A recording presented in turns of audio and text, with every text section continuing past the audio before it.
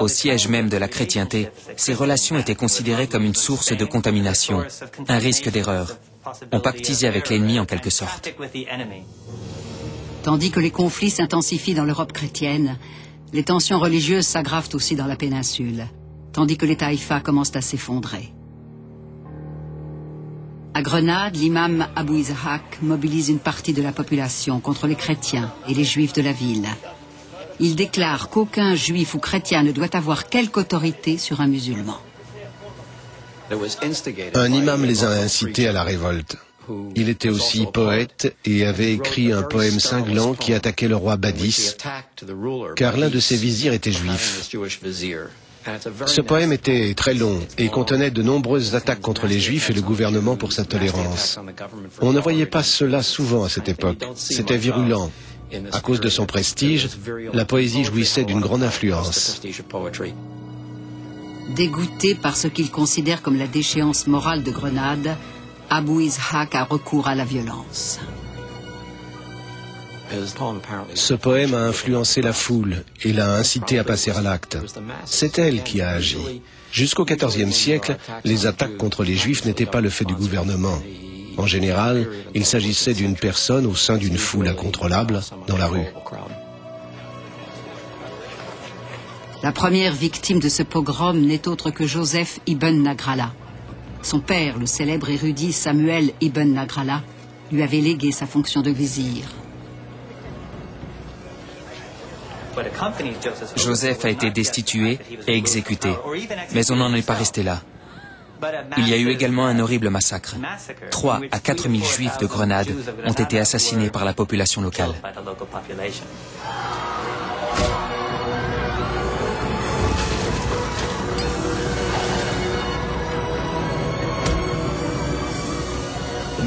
Les chroniqueurs du Moyen-Âge ont toujours eu tendance à exagérer les chiffres, mais peu importe. Le problème, c'est le fait que des Juifs ont été tués, quel que soit le nombre de victimes. Nous devons étudier la configuration singulière que forment notamment les conditions politiques et les structures culturelles. C'est elle qui a permis l'ascension sociale de Samuel, mais aussi l'assassinat de son fils lors d'un horrible massacre. Dans le nord de l'Espagne, les armées chrétiennes commencent à leur manière l'épuration de leur territoire, en prenant une ville musulmane après l'autre. Leur objectif est la Reconquista, la reconquête de toute la péninsule ibérique, sous le signe de la croix. Les chrétiens ont d'abord récupéré les territoires frontaliers, puis les villes riches. En 1085, le roi chrétien Alphonse VI de Castille s'empare de la ville qui marque le centre géographique de la péninsule, Tolède. L'une des victoires les plus significatives des chrétiens, maintenant alliés, une percée décisive, c'est la prise de Tolède. Cette ville était par son rayonnement culturel un fleuron d'Al-Andalus.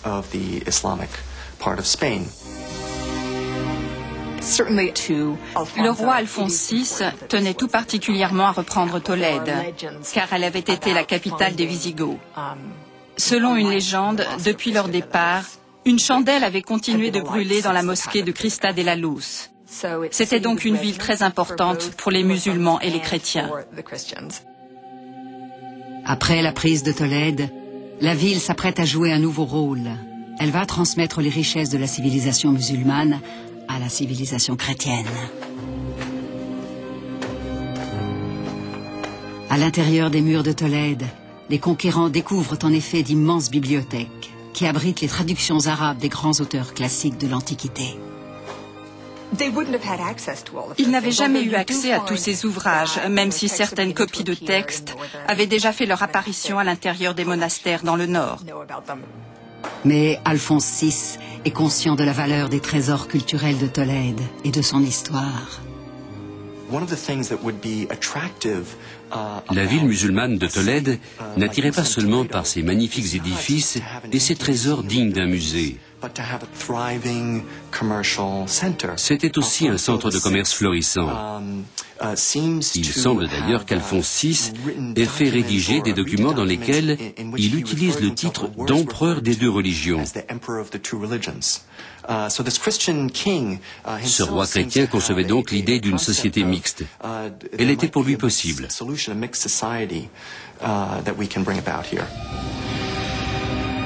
Menacé par l'avance des forces chrétiennes, le prince musulman de Séville demande aux armées d'Afrique du Nord de lui venir en aide. Une idée aux résultats désastreux.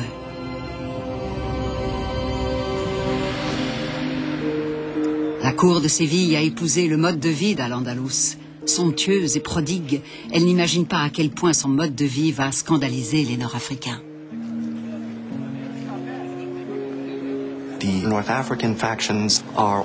Les Berbères ont été horrifiés de voir que leurs corélégionnaires buvaient de l'alcool et fréquentaient des Juifs et des chrétiens.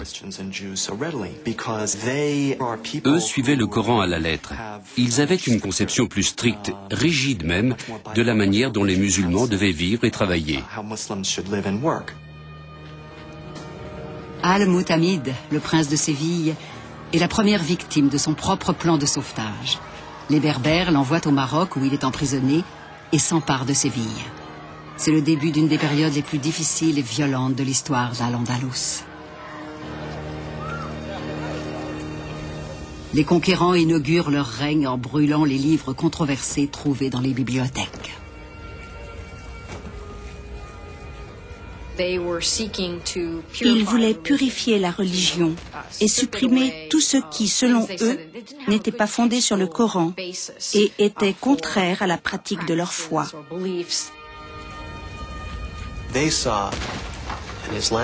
À leurs yeux, ce royaume islamique, jadis au pinacle de la gloire, était tombé en déchéance à cause des guerres civiles.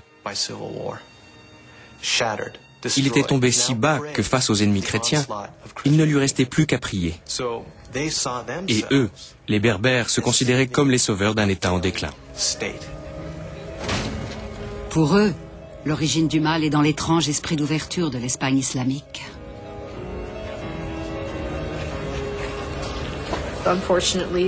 Malheureusement, du fait de la destruction de ces bibliothèques, tout ce que nous savons de nombreux livres se résume à ce que des listes dressées par d'autres veulent bien nous en dire. C'est triste de savoir que sur 100 ou 200 ouvrages d'un auteur, il n'en reste que 2 ou 3. Nous ne pouvons qu'imaginer les richesses que nous avons perdues. Pendant le siècle suivant, ces armées nord-africaines envahissent toute la péninsule. Dans un premier temps, ce sont les Almoravides, puis les Almohades, un mouvement plus récent et plus orthodoxe. Les Almohades veulent fondre toutes les taïfas en un État exclusivement musulman. Ils conjuguaient 2 objectifs, un devoir moral et une volonté politique de conquête. Une fois cet objectif atteint, ils transformeraient la société pour qu'elle soit moralement plus conforme.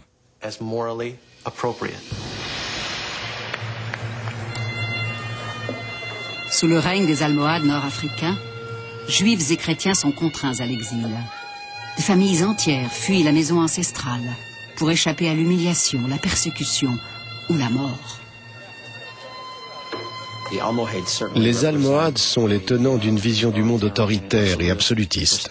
Ils ont balayé la tradition tolérante du califat et les Juifs et les chrétiens ont tout simplement été mis hors la loi.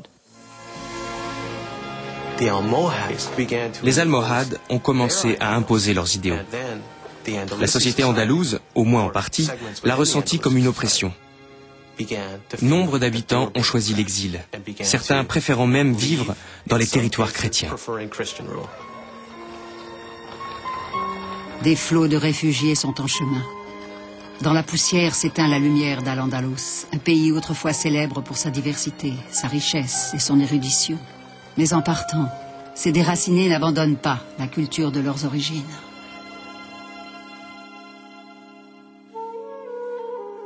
Les Juifs qui s'installent dans le nord chrétien n'emportent pas seulement leurs propres traditions, mais les savoirs légués par Al-Andalus.